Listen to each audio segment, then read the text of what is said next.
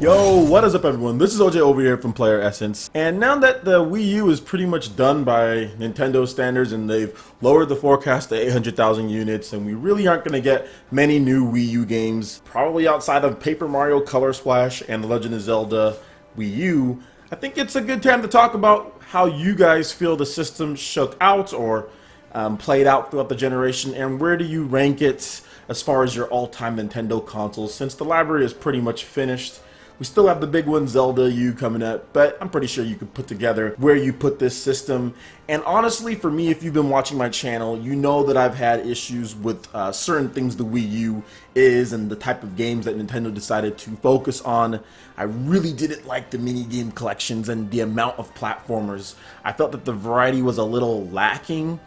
And I feel that there's a lot of parallels to the N64 in some ways, although personally, I like the Wii U more than the N64 because the N64 had trash for RPGs. There was like nothing compared to the Super Nintendo, and at least the Wii U has stuff like Xenoblade Chronicles. At least it had like Mass Effect and Deus Ex in the earlier years, and it's going to have Shin Megami Tensei, so at least there's something there. Whereas like the N64 had like no RPGs that I liked. There was like nothing, and like Quest 64 was so garbage. Like Quest 64 was really garbage. So at least the main retail RPGs that came out on Wii U were actually good. So for me, I would put the Wii U above the N64, but I realize that the N64 has far more third-party support. It had far more first-party games. It was better as far as that goes, but just personally for the games that I like, I'd put the Wii U above it, but they're pretty much both at the bottom. So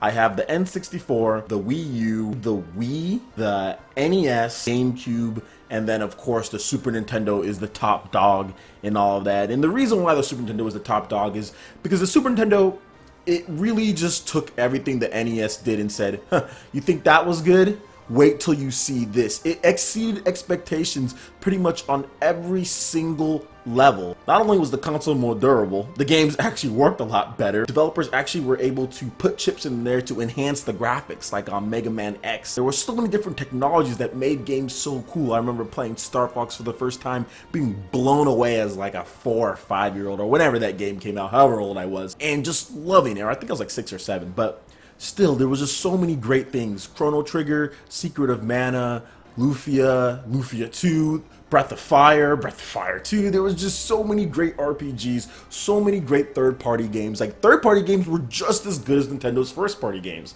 Like, when I was a kid growing up, it wasn't just like, oh yeah, Mario's the best. It wasn't like how it is at this point where third-party games on Nintendo systems are just like, you know. Back then, yo, the third-party games were so good. They were just as good as Nintendo games, in my opinion. I think Chrono Trigger is still the greatest game of all time. So the Super Nintendo really just solidified Nintendo in its like dominance, and I really love the Super Nintendo. That being said, I was not one of those people that hated the Sega. I wasn't all into that. I know there was console wars going on, but when I was a kid, but I would play Sega whenever I got the opportunity, and I thought it was cool. I thought Sonic was awesome. But going to the GameCube, and I'll talk about that before I wrap this one up, the GameCube was really cool because I think it tried to do some of the stuff that the N64 failed at, and it tried to do some of the stuff that the Super Nintendo had. Nintendo really tried to get some RPGs, really push stuff like Tales of Symphonia on the GameCube, and they went out and bought Monolith Soft.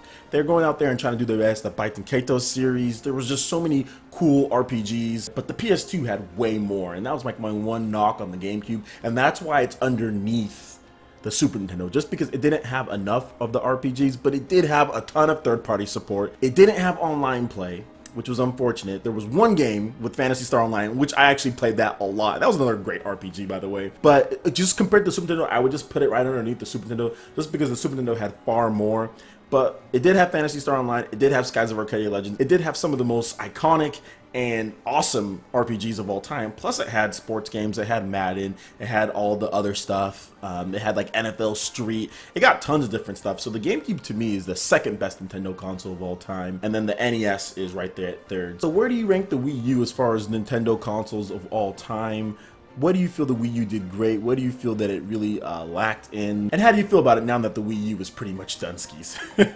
Alright, let me know in the comment section below. I'd love to hear your thoughts. Thank you so much for watching this video, guys. Please make sure you hit that like button if you did like it. Let me know you guys want more content like this going forward in the future. And also subscribe to PlayerEssence for more news, reviews, trailers, tips, and tricks, and everything on Nintendo. Thank you so much for watching, and we'll see you for the next video. Peace!